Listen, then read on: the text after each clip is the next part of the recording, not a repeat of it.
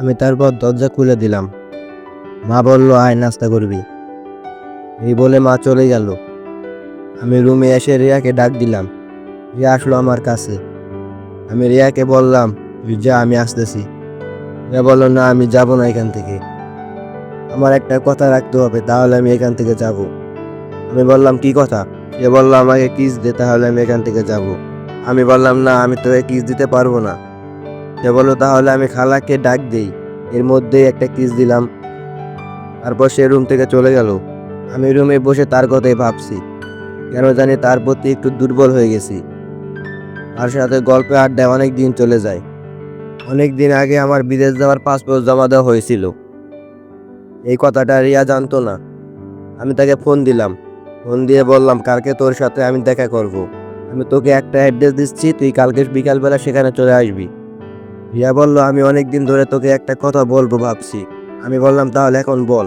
সে বলল, না, এখন বলবো না, কালকেই বলবো। আমি মনে মনে ভাবছি সে হয়তো আমাকে ভালোবাসার কথাই বলবে।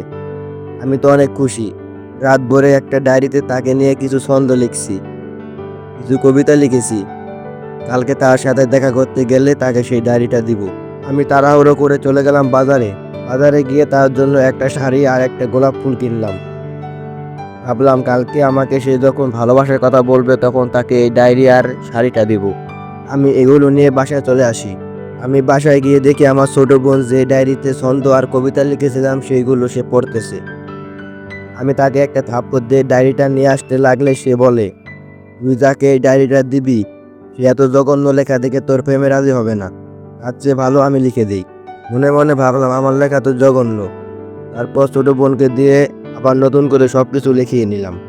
হাতের লেখা শেষ হলে সে আমাকে ডায়েরিটা দিয়ে বলল, যা, এবার তোর প্রিয় মানুষকে গিয়ে দে। আমি রুমে এসে রিয়ার কথা ভাবছি আর আনন্দে মেতে উঠেছি। আমি আজ অনেক খুশি। আর হ্যাঁ, বাংলায় একটা কথা আছে, বেশি সুখ তোমার জীবনকে দুঃখে সাগরে ভাসাতে পারে। তার কথা ভাবতে ভাবতে আমি ঘুমিয়ে পড়ি। আর পরের দিন তার সাথে দেখা করতে যাব। যাওয়ার আগে তার জন্য যা যা কিনেছিলাম সেই সব কিছু নিয়ে নিলাম। এরপর তার সাথে দেখা করতে গেলাম। বেশ কিছুক্ষণ তার জন্য অপেক্ষা করার পর সে আসলো। আমি বললাম, এতক্ষণে আসার সময় হলো? সে বলল, একটু রাস্তায় জ্যাম ছিল, তাই আসতে দেরি হয়ে গেল। আমি তাকে বললাম, তুই নাকি আমাকে কি বলবি বল। সে বলল, একজন আসবে, আসুক তারপর বলি। আমি বললাম, কি আসবে? সে বলল, আসলে দেখতে পাবি। অনেকক্ষণ অপেক্ষা করার পর একটা ছেলে আসলো। আমি বললাম, এইটা কে? সে বলল, আমি ওকে ভালোবাসি আর সেও আমাকে ভালোবাসে। এই কথাটা শুনে আমি তো অবাক হয়ে গেলাম। কি করব বুঝতে পারতেছি না। এমনটা তো হবার কথা ছিল না। রিয়া বলল, কি রে, চুপচাপ দাঁড়িয়ে আসিস কেন? কিছু বল, আর তোর চোখে এত পানি কেন? আমি বললাম, আরে তেমন কিছু না, চোখে কি যেন গেছে। রিয়া বলল, আর তুই আমাকে কি যেন বলবি?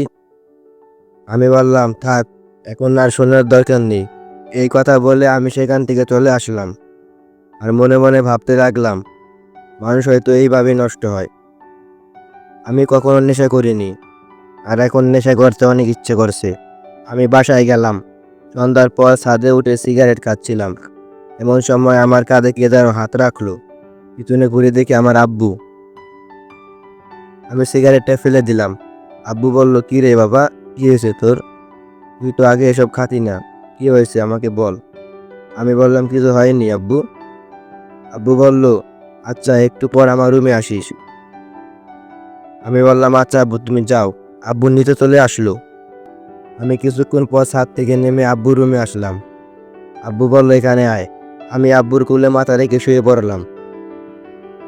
আমি বুঝার পর থেকে কখনো আব্বু আম্মুর কোলে মাথা রেখে ঘুমাইনি।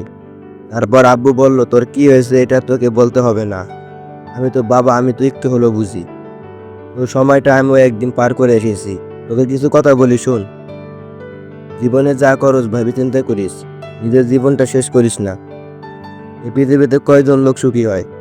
কারো বাবা থাকলে মা থাকে না, আবার কারো বাবা মা থাকলেও টাকা থাকে না। আর তোর তো সবই আছে। আর তুই যখন যা চাস তাই তো তোকে দেই। আবারও বলি বাবা, জীবনে যা করো ভেবে চিন্তে কইরো। আব্বুর কথা শুনতে শুনতে আমি ওখানে ঘুমিয়ে পড়ি। দেখতে দেখতে অনেক দিন পার হয়ে যায়। আগামীকাল আমি বিদেশ চলে যাব। কি করবো বুঝতে পারতেছি না। রিয়ার সাথে কি আরেকটি বার কথা বলবো? সে আমাকে এই কয়দিনে একবারও ফোন দেয়নি। আমিও তার সাথে কথা বলবো না। সব কষ্ট সহ্য করে রায়হান চলে গেল বিদেশে। দেখতে দেখতে 6 বছর পার হয়ে গেল। রায়হান আজ বাসায় আসবে। রায়হানের আম্মু রায়হানকে ফোন দিয়ে বলল, বাবা তোর জন্য একটা মেয়ে পছন্দ করে রাখছি, তুই আসলে আমি তোর সাথে তার বিয়েটা দিয়ে দিব। অবশেষে রায়হান বাসায় ফিরল। সবাই খুশিতে আত্মহারা। রায়হানের আম্মু রায়হানকে বলল, আমরা কালকে তোর হবু শ্বশুর বাড়িতে যাব। রায়হান বলল, তোমরা যাও, আমি যাব না। এই কথা বলে রায়হান সেখান থেকে চলে আসলো। তারপরের দিন সকালবেলা সবাই চলে গেল, শুধু বাসায় আছে রায়হান আর তার ছোট বোন। রুমে গিয়ে রিয়ার জন্য রেখে দেওয়া সেই ডায়েরি আর শাড়িটা বের করে দেখতে লাগলো। একটু পর তার ছোট বোন রায়হানকে বলল, আজকে আমাদের বাসায় রিয়া আসবে। রায়হান খুশি হয়েও হলো না। একদিকে 6 বছর পর তার সাথে দেখা করবে, আরেকদিকে তার বিয়ে হয়ে গেছে। সেদিন সন্ধ্যাবেলা রায়হান ছাদে বসে সিগারেট খাচ্ছে, এমন সময় লাল শাড়ি পরে কে যেন আসলো। পিছনে ঘুরে দেখে ওইটা রিয়া। রিয়া বলল, সিগারেট না খেলেও পারো। রায়হান বলল, আমার জীবন আমার সব, আমি কি করব না করব সেটা আমার ব্যাপার, আপনি বলার কি। এই বলে রায়হান চলে গেল। বেশ কিছুদিন পর রায়হানের বিয়ে হলো। রায়হান বিয়ের সময় বউয়ের চেহারা দেখেনি। আজকে তাদের বাসর। রায়হান বাসর ঘরে গিয়ে মেয়েটির ঘুমটা উঠে অবাক হয়ে গেল, কারণ বউ সেজে বসেছিল তার খালাতো বোন রিয়া। রায়হান আমতা আমতা মুখে বলল, আপনি এখানে কি করেন? রিয়া বলল, তোর জন্য 6 বছর অপেক্ষা করেছি। রায়হান বলল, 6 বছর আগে আমি যখন তোমার সাথে দেখা করতে গিয়েছিলাম, তখন তুমি বললে কেন তুমি আরেকজনকে ভালোবাসো? তখন রিয়া বলল, আরে বোকা, আমি যদি তখন তোকে বলতাম যে আমি তোকে ভালোবাসি, তাহলে তুই আর বিদেশে যেতি না। আমি চেয়েছিলাম তুই নিজের পায়ে দাঁড়া, সেজন্যই আমি তোকে সেদিন বলেছিলাম আমি তোকে ভালোবাসি না, অন্য একজনকে ভালোবাসি। তুই চলে যাওয়ার পর তোর মায়ের কাছে সব কিছু বলি আমি। তারপর দুই পরিবার মিলে আমাদের বিয়ে ঠিক করে। এই কথা শুনে রায়হানের মুখে হাসি, কিন্তু চোখে পানি। রিয়া তার চোখের পানি মুছে দিয়ে বলল, আজকে থেকে আর কোনো সিগারেট খাওয়া হবে না, আমি যা বলবো তাই শুনবা। রায়হান রিয়াকে জড়িয়ে ধরে বলল, আর সিগারেট খাবো না, তুমি যা বলবে তাই শুনবো।